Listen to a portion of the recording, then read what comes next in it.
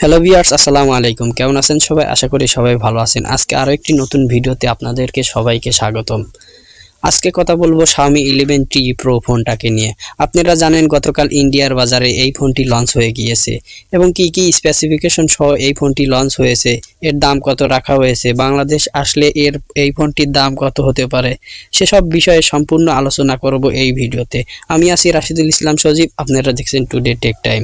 চলুন শুরু করা যাক। বন্ধু, শুরু করার আগেই বলে যেতে চাই, আমার চ্যানেলটিকে এখনও যারা সাবস্ক্রাইব করেননি প্লিজ সাবস্ক্রাইব করুন এবং পাশে থাকা বেল আইকনটি বাজিয়ে দিন। Xiaomi তাদের এই ফোনটিতে ব্যবহার করেছে দু সাইডেই গ্লাস প্যানেল এবং ফ্রেম হিসেবে ব্যবহার করেছে অ্যালুমিনিয়ামের ফ্রেম। এই ফোনটির ওজন 204 গ্রাম।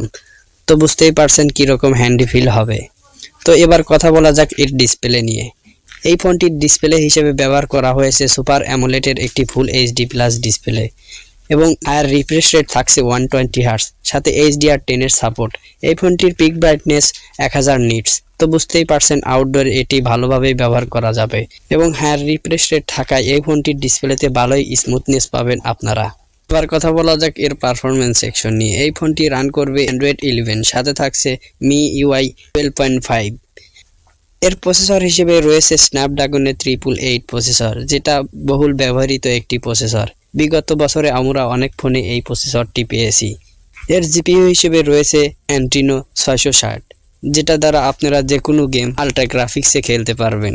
এই ফোনটি কয়েকটি ভেরিয়েন্টে বাজারে পাওয়া যাবে: 8128, 8256 এবং 12256। এই ফোনটি র্যাম টাইপ হিসেবে রয়েছে LPDDR5X র্যাম, স্টোরেজ টাইপ হিসেবে রয়েছে UFS 3.1। ফোনটির পিছনে ব্যবহার করা হয়েছে ট্রিপল ক্যামেরা সেটআপ, যার মেইন ক্যামেরা 108 মেগাপিক্সেলের, 8 মেগাপিক্সেলের আলট্রা ওয়াইড ক্যামেরা, 5 মেগাপিক্সেলের টেলিফটো ম্যাক্রো ক্যামেরা। এই ফোনটির মেইন ক্যামেরা দ্বারা সর্বোচ্চ 8K তে 30 FPS এবং 4K তে 60 FPS এ ভিডিও শ্যুট করতে পারবেন। এছাড়া রয়েছে HDR10 এবং EIS এর সাপোর্ট। এই ফোনটির সামনে রয়েছে 16 মেগাপিক্সেলের একটি সেলফি ক্যামেরা, যেটা দ্বারা 4K 30 FPS এ ভিডিও রেকর্ড করা সম্ভব।